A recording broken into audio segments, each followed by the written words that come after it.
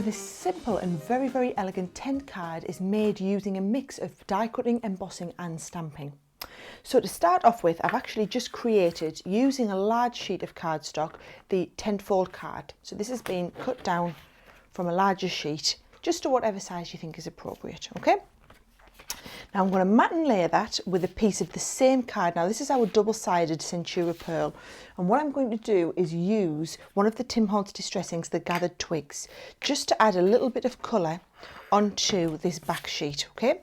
So all we're doing is we're picking up a little bit of colour onto a piece of cut and dry foam, rubbing it off the side, and then just introducing a little bit of colour on the side. And what you'll find with the Centura pearl is it continues to pick up the beautiful sheen right through the colour that you add onto it. So it's just an effective way of adding a little bit of dimension to your cards. If you don't want to do, sometimes when we do matting and layering, we don't necessarily want it to be layered three-dimensional, then it makes it a little bit thicker to fit in an envelope. What you'll see is this card is quite flat, but it has the feeling of dimension because we've been able to use that foam. All right, so if I bring the card back in, I'm going to start off just by matting and layering this onto the front, and you can see already how that's really given it some dimension, even though it's just flat. So there's our base card. Then for the panels on the front, I'm going to use the Snowflake embossing folder, and I'm going to just take, I've cut 3 strips of cardstock, and this is like a linen effect cardstock, and I'm just going to lie them in the centre of the embossing folder. Okay, now the beauty is this is a 5 by 7 inch embossing folder, which means it's going to fit through all of your standard machines. So whether you're working with a Cuttlebug, a Grand Caliber, a Big Shock machine, or one of the electronic machines, they're all going to work in exactly the same way. And the great thing about embossing is it's very quick and very easy, but gives a really great professional result. And then all I'm going to do, you can see on the finished card, is I'm going to snip these into this beautiful little shape here. It just gives it a little bit of a point of difference. So as I bring that back out, and they're dying to get out there, you can see we've got them embossed panels now. And all I'm going to do is snip just by eye into the bottom. And then once you've done it on one, it's really easy to mirror it on the other ones.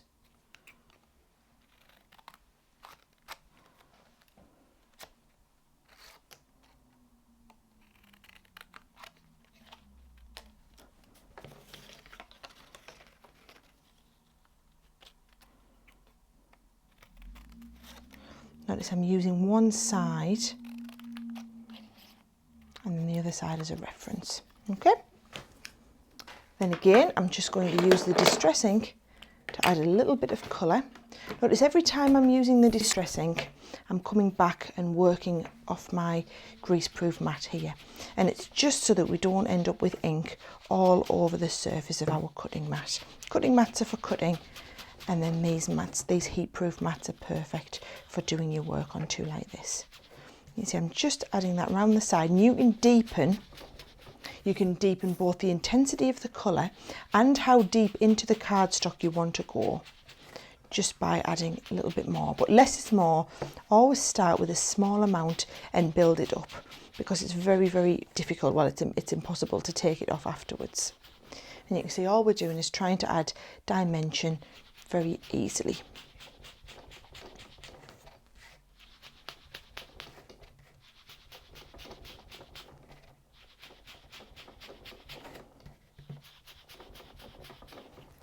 Okay.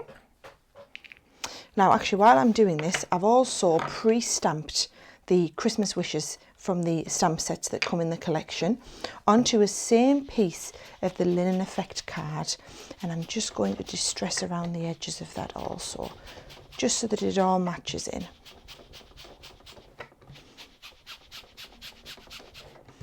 And you can see now I've got less on my cut and dry foam. I'm just merging it right into the centre there so that you don't get an edge where it's all finished. So they're ready now to layer on the front of the card. And again, I find it's quite easy just to use very simple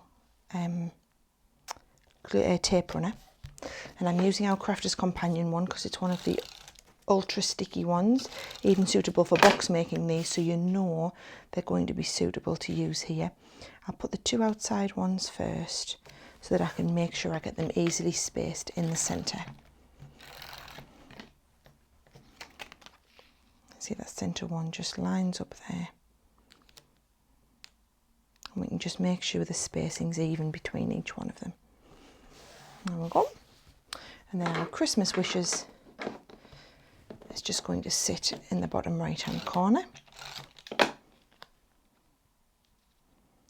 And then all I'm going to do to add a little bit more dimension is use the Snowflake dies.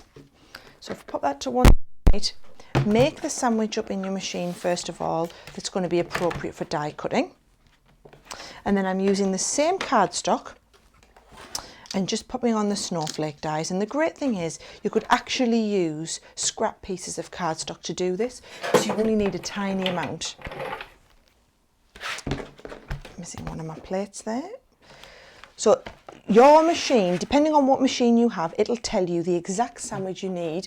And what you're doing is you're looking up the sandwich for thin metal dies. So if you have any other brands of dies, they all work on roughly the same sandwich. If you find they aren't always cutting, you might need to just add an extra shim, or if it won't go through the machine, perhaps you've got one shim too many and you can just build it up like that. But the first time you pass them through the machine, it's going to cut out the die. And with each of the dies in this collection, they're very, very detailed. So what you'll find is you should end up with, as you can see there, a perfect cut. But if we then replace the cutting mat with an embossing mat, we can run them through the same machine a second time and then just do the embossed detail. So while they're embossing, I'll show you some I've already cut out because we're going to use several on this card. So what I'm doing is I'm just going to pop these on using a 3D glue gel. So can you see I'm just layering them up.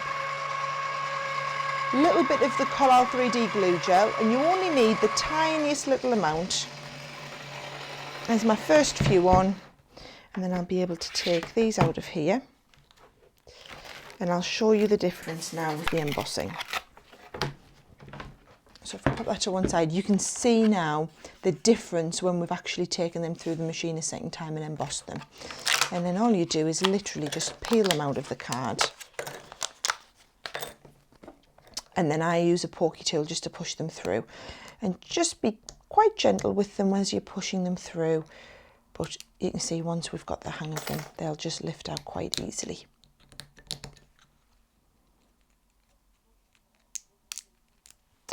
And then any little landlocked pieces you just want to release there. And because these are all 6-point snowflakes, I'm just taking a little bit at a time. There we go. And then same again, just layering these up. And you can see there's nothing exact about where you need to pop the glue. You just need to make sure you've got enough on for it to be able to hold this in place, and this glue takes about 15 minutes to dry. And then I'm going to finish these off with just some little pearls in the centre of the snowflakes. And what you'll find is it's usually easier just to buy clear pearls and then colour match them to your project using the Spectrum Noir pens. These ones here though, I'm just using the very, very simple pearl colour. And it just adds that finishing touch without adding too much dimension, because we all know what it's like, especially at Christmas time. If you've got lots of cards to post, we don't want to be paying excess postage, and we've managed to get that lovely 3D effect on these very easily. And I think that's a very simple but very effective 10-fold embossed snowflake card.